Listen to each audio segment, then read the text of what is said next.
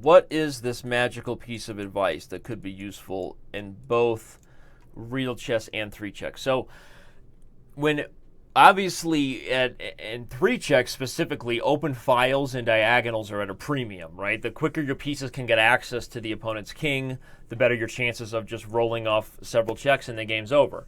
Or even in this case, for white, getting any counterplay. So the last thing you want to do is push pawns. So now that we have this goal of understanding that open files and open diagonals are at a premium in 3-check, right? Then often the instinct is going to be to try to push pawns and open up diagonals and files. The only problem is you're making a mistake if you're not just always anticipating that your opponent's reaction is going to be to keep it closed. Whenever you offer a pawn trade, there are always 3 options: to push by you, to capture, or to maintain the tension, so just leave it. And almost always, if you play g4, you have to anticipate your opponent is just going to close the file. And now not only have you lost the opportunity to open this file, because it's just it would take several moves even if you had pieces to go get it, like even if you had a bishop to go do it, right? And you're certainly not going to get the rook here. So the move that white should have played here, and I'm not even sure how much better I am, is if he plays h4. So the idea is you're just stopping me from closing up the opening of the king side. So the threat of g4 here is actually much more dangerous now. I don't know. I didn't even have like really easy access. I guess I could have gone for like bishop here at some point.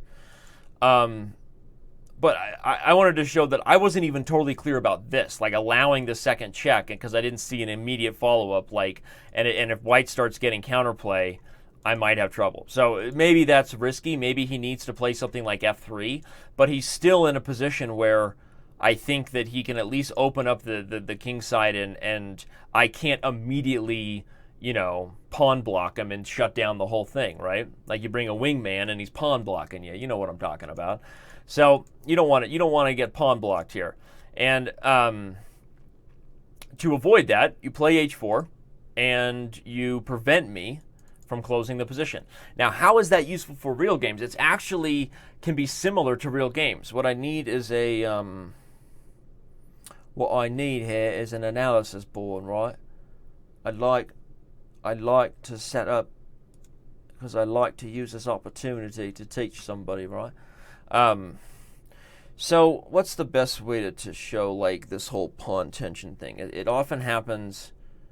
Okay, I'll just go with some position that may not exactly be, the most traditional way you would reach this sort of pawn block strategical piece of advice that I'm gonna give you. I'm just gonna try to get some position. So, in fact, this was kind of a bad example. But now, because if it's an analysis board, I get to actually do something kind of funny.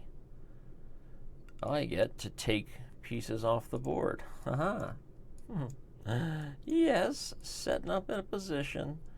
So this would be, kind of an example of what I'm talking about anticipating your opponent's need to open the file and to get an attack. So the idea would be that if white is clearly threatening to open the H file, and even though I just, magically took those bishops off the board, this is like something that would be very familiar to any Dragon player or Yugoslav attack player, but even to people just playing positions where you're trying to use your pawns to open up files and lines. A very common way to deal with the potential threat of it is not to actually push your pawn twice, because then you fix your pawn to their pawn, and now, like a move like g4 is going to guarantee that some lines become open, right?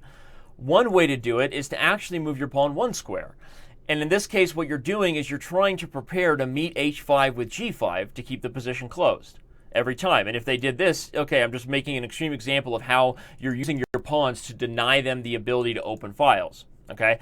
And even if they played this, which now has the threat of g5 because of the tempo, this is a really good example of how these kind of things are used. Let's say this knight isn't here. The whole point is if they play this, you meet with this, and if they play g5, you meet with this. So this sort of putting your pawns together is actually a common little defensive maneuver against an oncoming pawn storm by your opponent. And this Yugoslav attack is maybe not the best example because it's not exactly the kind of way the position would be traditionally.